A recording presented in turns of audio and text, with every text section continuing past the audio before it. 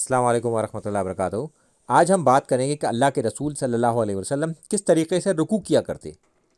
جب وہ رکوع کے لیے جاتے تو تکبیر پڑھتے، اللہ اکبر، اور دونوں ہاتھوں کو اپنے کاندھے یا کانوں کے برابر اٹھاتے۔ یہ دونوں طریقے سے اٹھا سکتے ہیں آپ، کانوں کے برابر بھی اور کاندھے کے برابر بھی، دونوں طریقے ثابت ہیں۔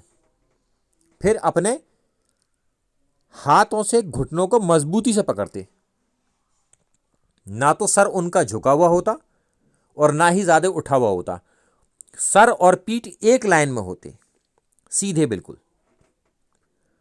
اور نہ ہی وہ اپنی کونیوں کو پہلو کی طرف موڑتے، یعنی کہ کونیوں کو جانگوں اور پیٹ کی طرف موڑتے نہیں، کندھے سے لے کے گھٹنے تک بالکل سیدھی رہتی ان کی کونیاں۔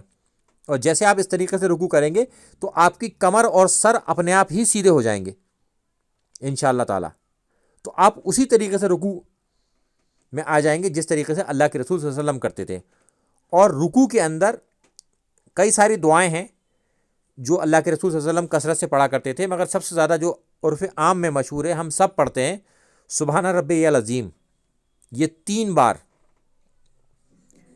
یا 5 بار یا 7 بار پڑھی جا سکتی ہے، یہ طاق میں ہی پڑھتے وہ ہمیشہ۔ السلام علیکم ورحمۃ اللہ وبرکاتہ۔